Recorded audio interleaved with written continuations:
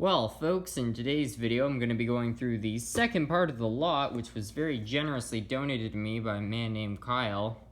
I'm quite confident that the majority of you guys watching this know exactly how I got this whole lot, so I'm not going to bother telling the whole story again. But for those of you guys that don't know the whole story, I've got a video up on my channel, which is the first video of this whole series of going through this lot.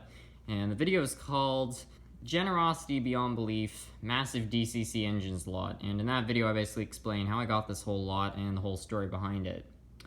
Anyway, I'm going to start going through this lot.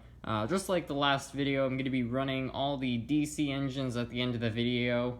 I won't be taking out or running any of the DCC sound engines simply because they're so detailed. I feel like they need their own review, so I can really go through the box comprehensively and kind of review them for you guys. Anyways, let's get into the unboxing, because there looks to be a lot of cool stuff in here, and I'm going to show you guys all the cool stuff, and also I don't entirely know what's completely in here, because I've only had a really brief look at all this stuff, so who knows, there could be something exciting somewhere amongst all this stuff. Anyways, here's the first engine. It's just got a fantastic paint scheme. It's a Canadian Pacific National, which I believe is a completely different railroad than both Canadian Pacific and Canadian National. The blue and the yellow just look really nice, and yeah, it's a really nice looking locomotive, and it being an old Athearn, I'm like 98% sure that this thing's gonna run. These old Athearns, they really just don't give up the ghost. They're really tough little engines, so yeah, that should be a great little addition to the collection. I really like this one.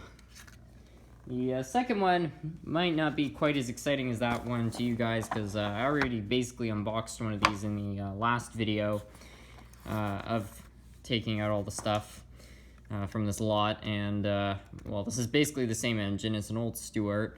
It's really nice. It actually is a little bit different. I just noticed there's the other one has some, I believe, not stock detailing. This one has a little bit more of a stock top, but still a very nice engine. And it being an old Stuart, these things are just great. They're very good runners. So yeah, we'll have to test that one. So yeah, we'll just put that one off to the side. This one is just really, really nice. This is a Canadian Pacific Pac-Man style paint scheme. I believe it's an old Alco. It's obviously sound value, judging by the box. Here are all the, I can get the camera to focus here. Those are all the specs of it. You guys want to search all those up. And yeah, this is just a really nice engine. I can't wait to take this out of the box one video and go through all of it. I believe this is just another, yep, this is just another Canadian Pacific locomotive, another Stuart. Looks practically identical to the other two. Yeah, it's basically the same. This really nice little engine there. I think one of the handrails just broke off. They're all kind of a little bit bent, so we're going to have to fix all that eventually, but I believe they're all there in the box, so we should be able to do so. I also just happened to notice this box says this locomotive has no light, so we'll have to see if that's true or not. Even if it doesn't, it's not a big deal. Lights are usually pretty easy to install. Here are a whole bunch of switches. I am very excited about all these switches for multiple reasons. The first one being I've got some switches on my layout I want to upgrade with these ones, because these ones are way wider than the current ones, which will just make it way better for big trains to navigate.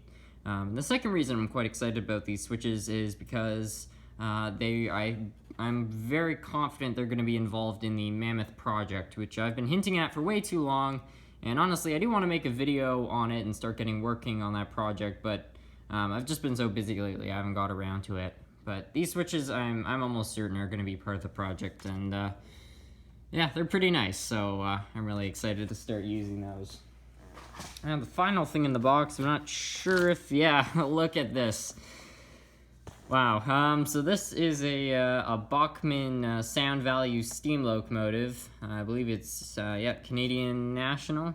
Yeah, Canadian National. This locomotive has the wheel configuration. It's a 260. It just looks like a really nice locomotive, and honestly, I do own one sound value locomotive currently, which is my New York Central. I got it like 5 years ago, way back when. and it's a diesel, so this is going to be my very first sound value steam locomotive. In fact, it's going to be my first sound steam locomotive, so that's going to be really cool. I can't wait to open that one up as well. Anyways, that's all the stuff in the box. Now, let's try out those DC engines and see if they run. Alright, we're going to start with our Canadian Pacific National. Sounds weird saying all those words in one sentence. Now, let's see. Yep. Good old Athearn. And, got reverse. Here's the headlights out, but that's nothing we can't fix. So, that's a great little runner. Now, let's get around to these Stuart engines. Let's carefully take this one out.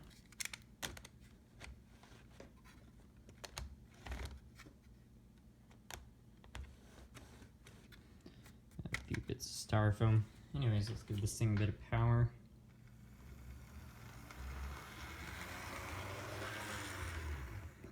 I think this one might, I dare say it's quieter than the last one.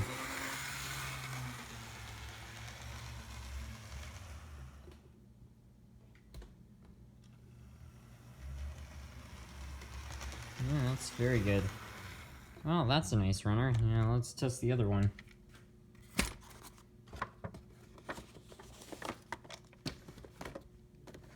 This is the one that apparently has no light. We'll see if that's true or not. I don't know why they would lie about that.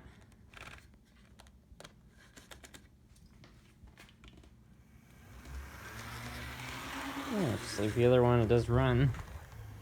And it does have a light, funny enough. I think they must have been talking about the backlight, because you can see that light's clearly working, but the back one's out, so we'll have to try to fix that. But, yeah, I'm pretty happy with it.